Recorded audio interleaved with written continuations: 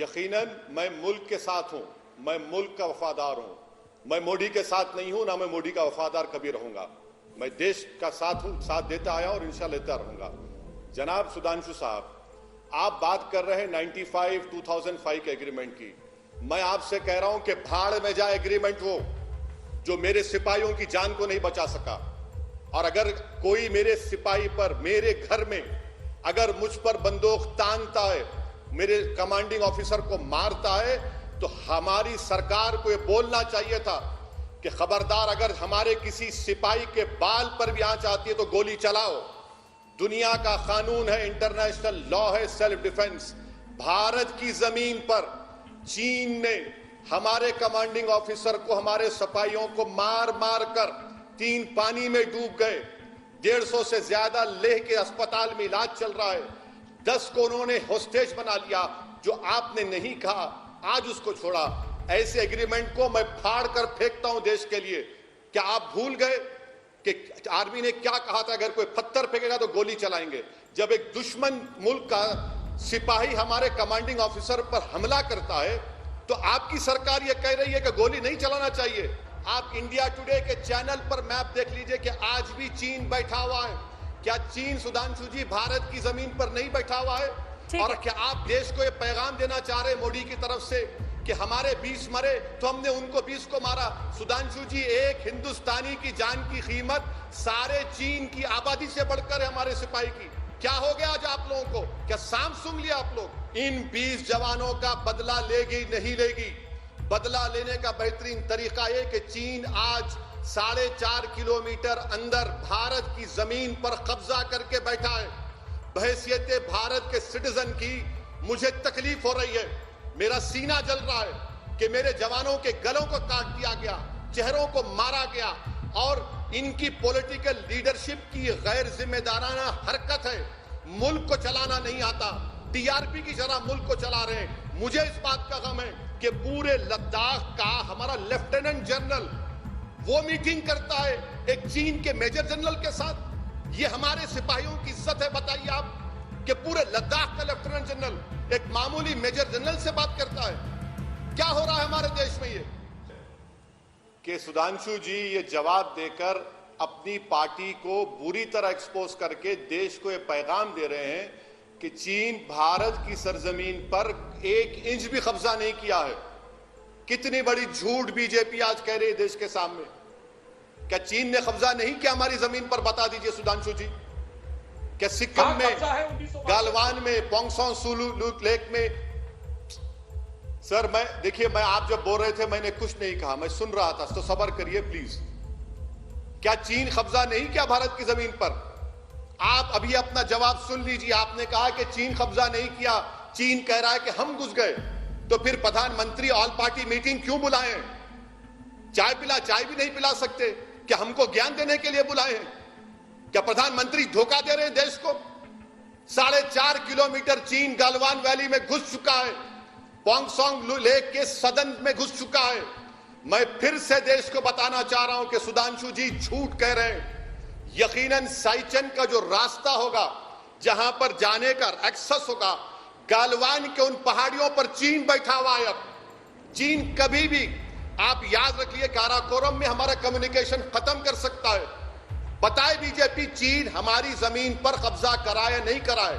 अरे भाड़ में जाए चीन के साथ कौन खड़ा या ना खड़ा है। मुझे अपनी देश की जमीन की फिक्र है। क्या ये मोदी सरकार इन वीर जवानों की शहादत को, इनके मरने को रायगा जाने देगी? क्या आज तक के चैनल पर वो सिपाही जिसका नाम सुरेंद्र सिंह है अपने पिताजी को फोन करके कहता है कि 2000 लोग आकर हमला किया हम पर, कीले नेल्स लगे हुए लकड़ी के ऊपर, 3 हमारे सिपाहियों के चेहरे नहीं दिख रहे? तो क्या चीन की जमीन पर थे? आप उन लोगों को इस तरह का जवाब देकर आपने ना सिर्फ भारत की आवाम का बल्कि उन मरने वाले 20 जवानों की तौहीन की है। याद रखिए सुधांशु जी, नरेंद्र मोदी और आपकी सरकार देश की जमीन से बड़ी नहीं है। आप सरासर नाकाम साबित हुए हैं। और आप बार बार जो आईबी रिपोर्ट का जिक्र कर रहे सर, ये मीडिया में वाइडली रिपोर्टेड है, बड़े बड़े विज्ञान कह रहे हैं। बल्कि सुधांशु जी लिख लीजिए क्या फिंगर 4 और फिंगर 8 पर हम पेट्रोलिंग कर सकते हैं? आज नहीं कर सकते हम। फिंगर 4 फिंगर 8 हमारा इलाका है। क्या डीपैक के सैटेलाइट्स नहीं बता रहे? आज भी हिंदू अखबार में सैटेलाइट का इमेज आया कि गालवान पोंगसोंगसू लेक पर चीन डैम बना रहा है, और आप यहां पर बैठकर इस तरह से बोल रहे हैं आपकी पार्टी की तरफ से। सुधांशु जी, ये आप नहीं कह रहे हैं, ये आपकी जबान नहीं, आपकी जबान जरूर है, मगर आप अपनी सरकार की इस गलत पॉलिसी को, जो देश को धोखा दे रहे हैं, हमारे सिपाही मारे गए और हमारी जमीन को हिफाजत नहीं कर सके, आप हमारे देश के तमाम लोगों पर धूल झोंक रहे हैं। अफसोस हो रहा है मुझे। बताइए, आप डिफेंस मिनिस्टर के करीबी साथी हैं कि हर साल दिसंबर में डिफेंस मिनिस्टर एमएचए आईटीबीपी बैठकर साल भर की पेट्रोलिंग नहीं तय करता? क्या हमारे एनटीआरओ के पास ड्रोन्स नहीं है, सैटेलाइट के इमेजेस हैं? किस तरह आपकी सरकार ने हमारे लद्दाख के एक लेफ्टिनेंट जनरल हरिंदर सिंह को एक मेजर जनरल के साथ बैठने को दिया? याद रखिए, चीन से मुकाबला करना है तो 56 इंच का सीना नहीं, दिमाग होना पड़ेगा और एक धड़कता हुआ दिल होना पड़ेगा इस देश के लिए।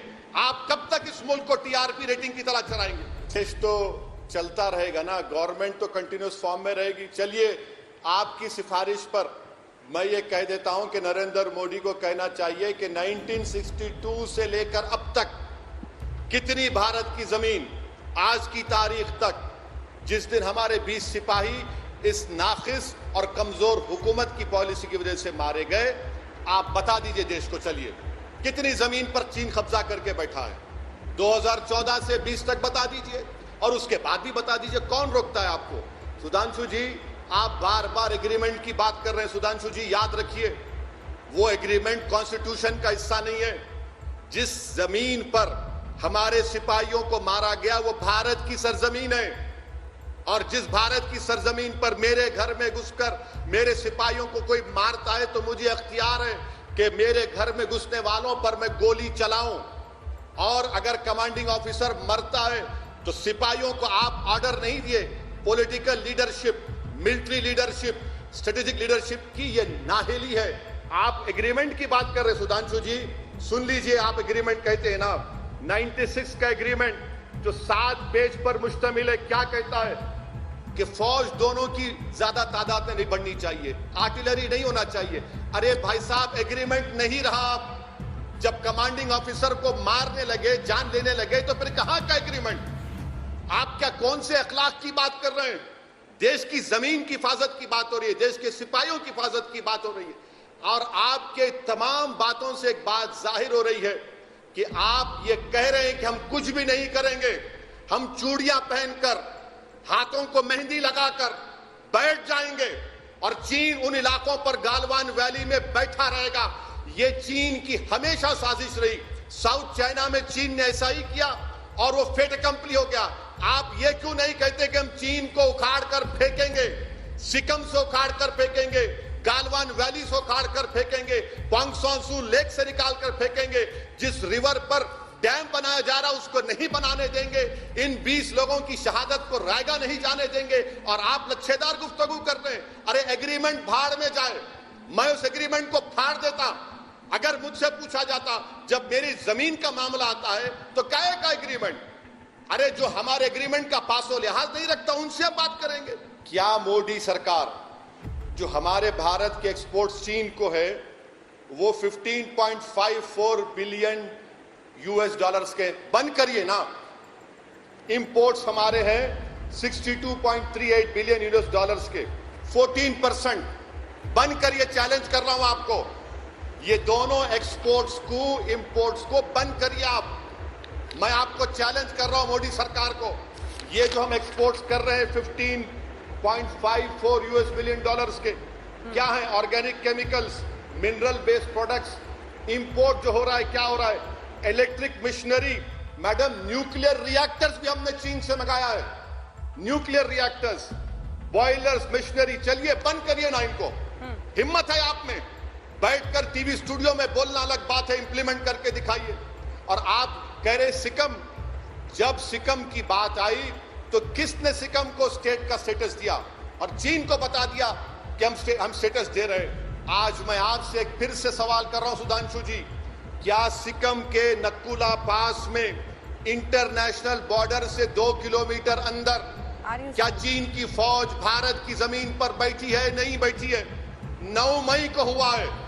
आप मेरे सवालात का जवाब नहीं दे रहे, इसलिए नहीं दे पा रहे क्योंकि आपकी सरकार डरती है चीन से मुकाबला करने के लिए। कहां गया आपका वो जज्बा कि जब पुरी में 16 सिपाही मारे गए तो सर्जिकल स्ट्राइक हुआ, 40 पुलिस वाले मारे गए पुलवामा में तो बालाकोट हुआ।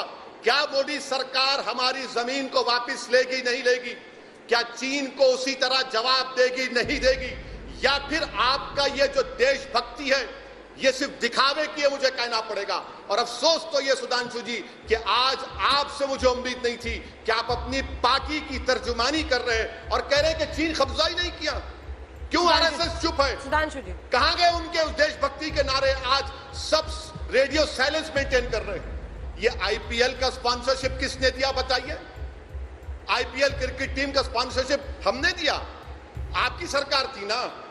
ये न्यूक्लियर रिएक्टर्स कौन खरीद रहा है? ये बॉयलर्स, ये इलेक्ट्रिकल मशीनरी कौन दिया कॉन्ट्रैक्ट? बताइए सुधांशु जी। आप कैंसिल क्यों नहीं कर देते? चलिए पहली सरकार ने किया है।